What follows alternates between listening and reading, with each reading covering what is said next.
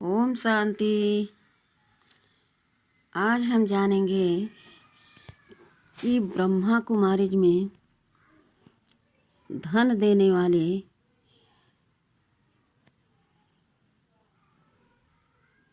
इस एक बात को जरूर ध्यान से सुने और समझ लें।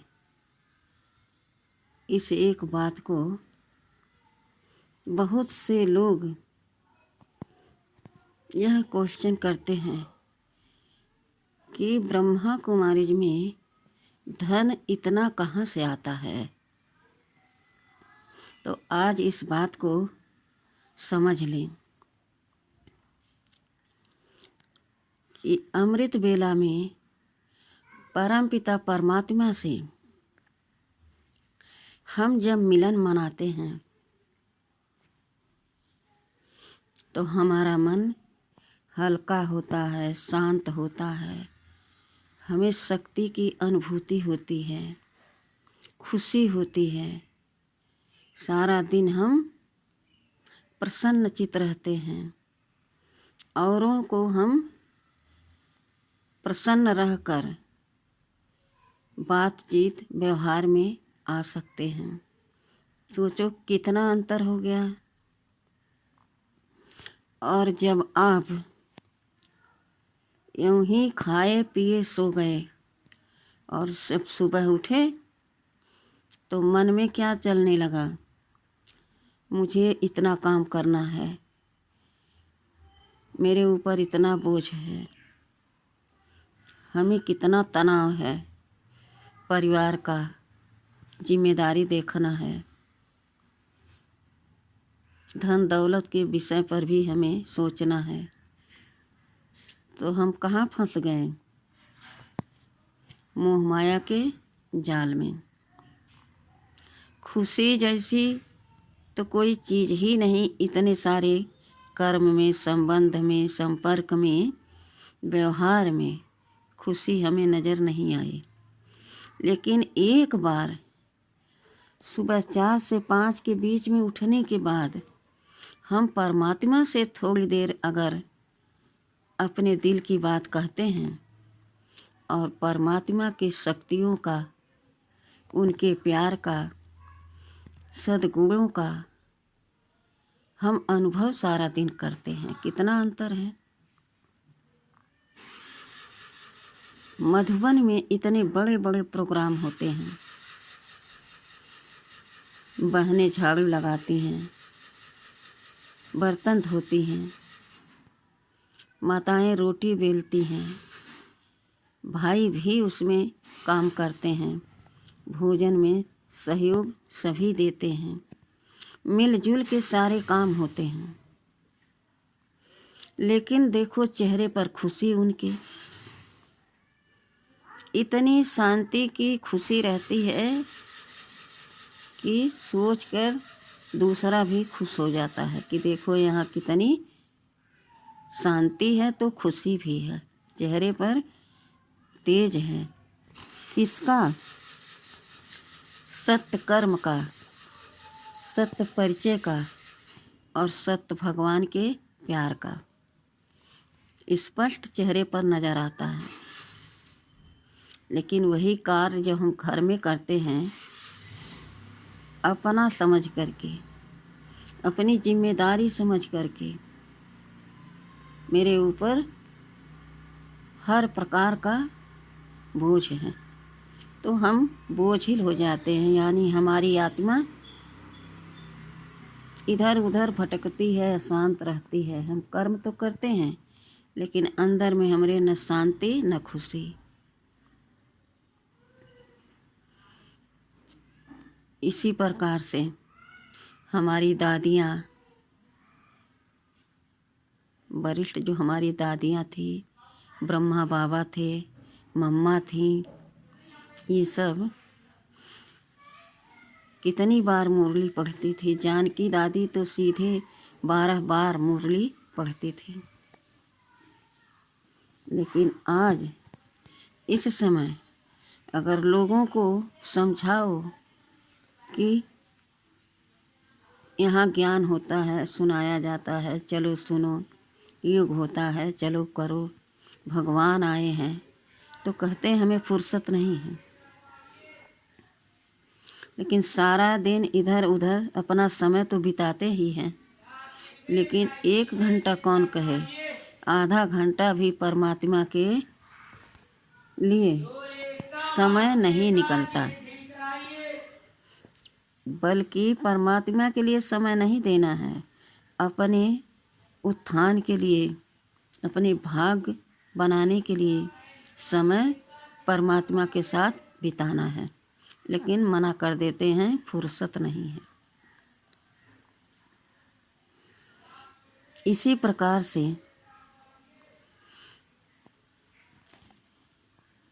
आप सोचो, इतनी खुशी सेवा से मिलती है, और हमें इस शरीर को छोड़ने के बाद कहाँ जाना है? हीरे जवाहरातों के महलों में, है ना? डबल ताज होगा, देवी देवता मेरा स्वरूप होगा, पहचान होगा, लक्ष्मी नारायण मेरा राज्य होगा, हम आत्मा लक्ष्मी नारायण बनेंगे, मेरा राज्य होगा। तो यहाँ पर हमें सर्वगुण संपन्न बनना है। ज्ञान, गुण, शक्ति, खजाने सब अपने में भरने हैं। तो जब हम यहाँ पर कुछ खर्च नहीं करेंगे, यानी धन नहीं दान करेंगे, तो वहाँ पर हम धनवान, संपत्तिवान कैसे बनेंगे? फ्री में तो कोई चीज़ मिलता नहीं, और फ्री में अगर मिलेगा तो कितने दिन के लिए और कितना मिलेगा? मांगने वालों को कितना मिलता है? मुट्ठी भर, वो भी बार बार मांगने से नहीं मिलता है। कहा गया है, मांगने से मरना भला, जिन घर मांगन जाए, उनसे पहले वो मरे, जिनके मुख से निकले नाहीं। तो क्या हम मांगता ही रहना चाहते हैं? 2 युग से हम मंदिरों में जा जा कर के मांगते आए, तो क्या हमें भरपूरता का अनुभव हुआ? हम संतुष्ट बने? क्या हमें संपन्नता का अनुभव हो रहा? क्या नहीं है? यहाँ दुख नहीं है, शांति नहीं है, धन की अभाव नहीं है, संबंधों में तनाव टकराव नहीं है, क्या नहीं है? किसी दुख की कमी है? नहीं है ना। इसी प्रकार से सतयुग में हम अटल अखंड राज्य करेंगे, निर्विघ्न राज करेंगे, हीरे जवाहरातों के महल होंगे, अपने विमान होंगे। तो क्या फ्री में मिल जाएगा सब?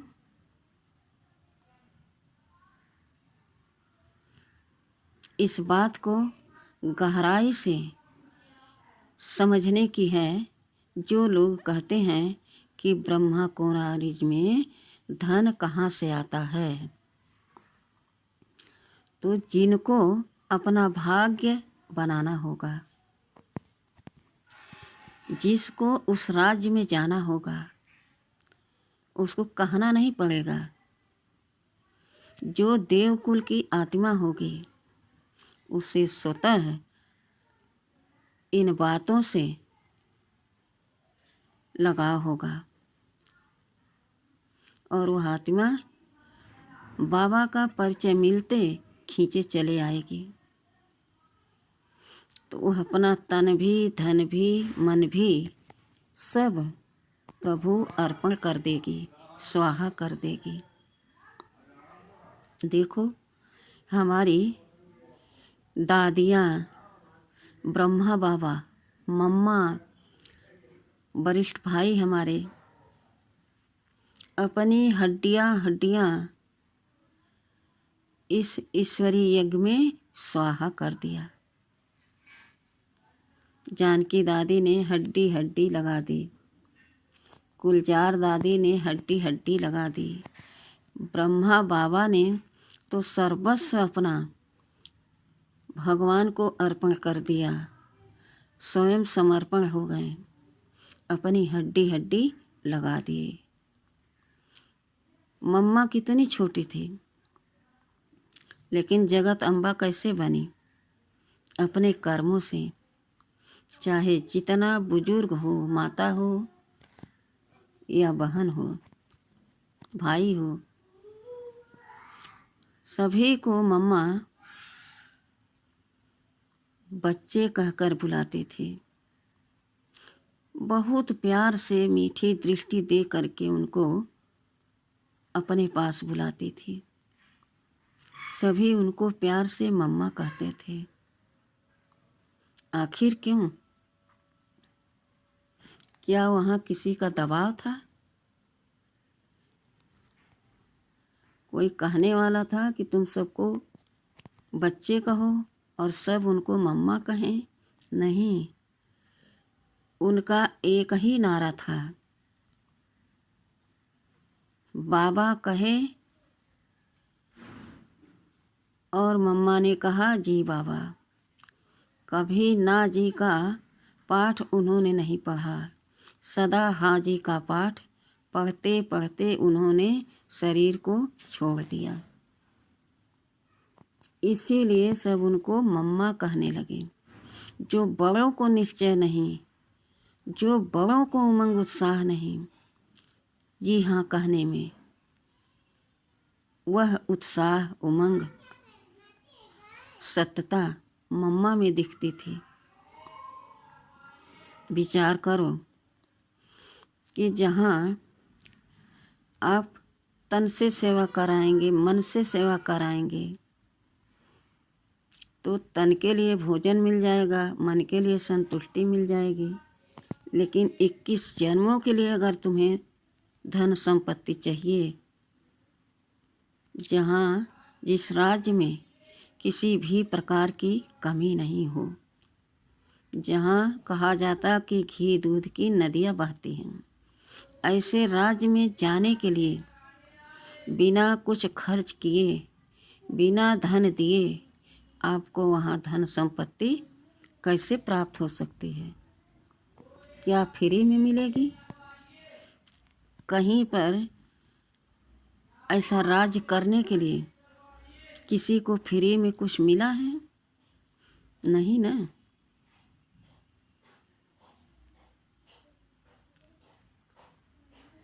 और जब हम कहते हैं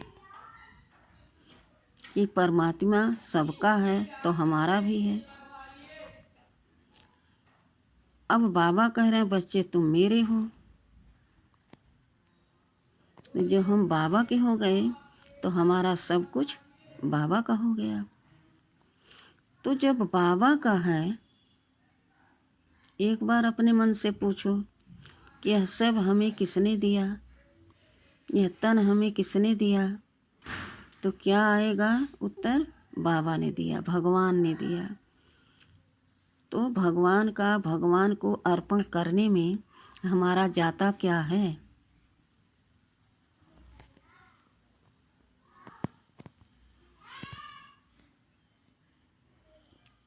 कितनी कितनी बार भगवान हर बच्चों को यह समझाते हैं, सुबह मुरली के माध्यम से, योग में मनन चिंतन के माध्यम से, कोर्स में समझाने के माध्यम से, प्रदर्शनी में चित्रों के माध्यम से, और कितनी बार मन के इशारों से समझाते हैं। बाबा युक्ति भी बताते हैं, फिर भी बच्चे नहीं सुनते, नहीं समझते, बाबा के श्रीमत पर नहीं चलते। उन्हें क्या कहा जाता है? पत्थर बुद्धि। बाबा आए हैं पत्थरों को पारस बनाने। तो मान लो हम ज्ञान सुने, समझ आया, युग लगाया, पावन बन गए। पारस से हम, पत्थर से हम पारस बन गए। लेकिन धनवान संपत्तिवान कैसे बनेंगे?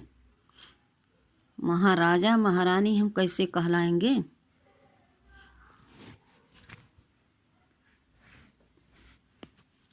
जब धन नहीं दान करेंगे तो धन हमको कौन देगा, कैसे मिलेगा?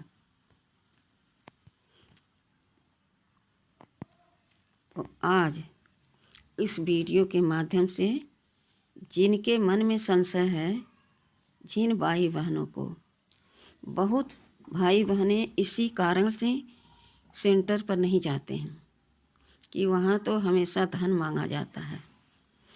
लेकिन जब भगवान तुम्हें धन देता है छप्पर फाड़ के, 2 युग के लिए, 21 जन्मों के लिए, तब क्या उसने एक बार विचार किया कितना दे कितना न दे? जो वादा किया वो निभाता है। तो हम बाबा के बन गए, बाबा हमारे हैं, तो जो कुछ हमारा है, यह देह भी हमारी नहीं है। हम आत्मा तो बाबा का है ना, यह तो पक्का है, निश्चय है। तो फिर जो हमसे हो सके वह सब बाबा को अर्पण कर दो। स्वयं समर्पण भाव से सेवा करो तो मेवा मिलेगा। मेवा क्या है? 21 जन्मों की बादशाही, सुख शांति आनंद प्रेम से हम अटल अखंड राज करेंगे, ऐसी दुनिया में जाएंगे। सोचो उसकी योजना में हम भगवान को क्या दान करते हैं। हमारे पास क्या है? कौड़ी कौड़ी देते हैं और हीरो से खेलते हैं हम।